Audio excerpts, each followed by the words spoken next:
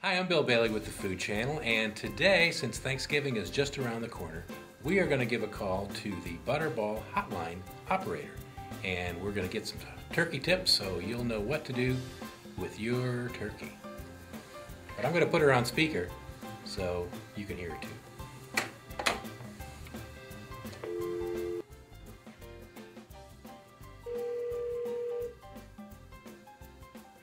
Butterball Turkey Hotline, this is Carol. How can I help you?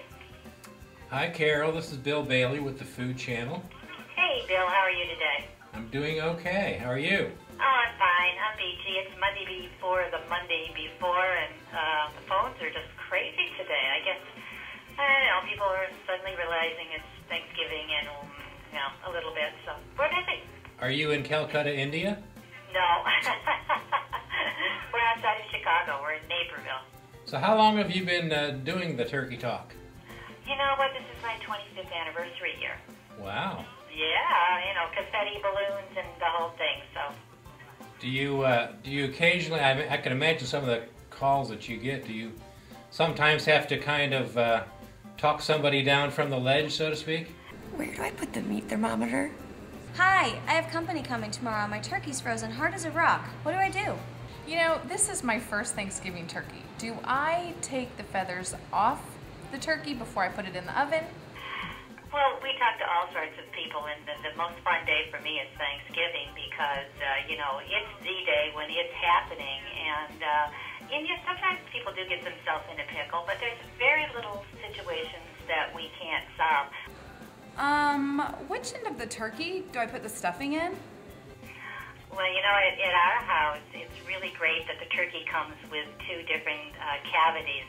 My husband does not like raisins, and I love raisins in my stuffing. So the biggest bulk of the stuffing goes into the big body cavity, which is next to the legs of the turkey.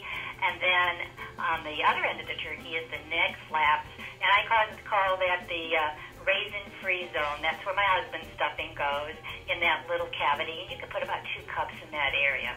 I forgot to take out the gizzard, neck, and stuff in that little, package. Is that going to be a problem? It's really not. It embarrasses the cook when they find that at the dining room table, but it doesn't hurt the turkey. You can just proceed with Thanksgiving. I call those the little treasure bags, and you can use the giblets. You can simmer those, and you can use them in your gravy, or you can use them in your stuffing or your dressing. I've heard brining a turkey can help keep it juicier. Can you tell me how to do that? Oh, sure. The purpose of brining is to season the entire turkey. What it does is it increases the liquid that's inside of the meat cells. It's really simple. A basic brine is just salt and water. And then there are some recipes that you can add some herbs or some brown sugar, or if you want to spice it up with some, something like red chili peppers. The size of the bird somewhat depends on how many hours it should be in the brine, from anywhere from 6 to 24 hours. What's important is to keep the turkey cold while you're brining it, so it has to be in the refrigerator, in a food-safe container. And then when you bring it out, pat it dry, and then just roast it. How do I make sure that my white meat and dark meat are cooked tender and juicy? That's been a dilemma that cooks have been trying to solve for years and years and years. And at Butterball in our test kitchen, we came up with this really simple recipe or method of cooking a turkey. Basically, you're roasting at 325 from start to finish in an open pan. You don't cover it.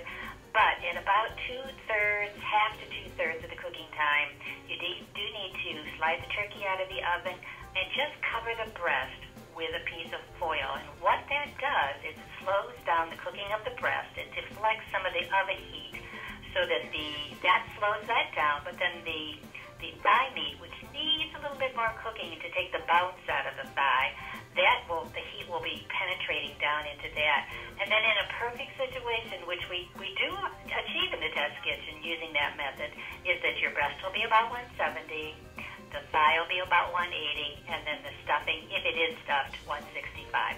You sound like you really know the answers. I do. After 25 years, I better, right? I'm just going to say thank you very much, Carol, and I'll let you get back to your calls.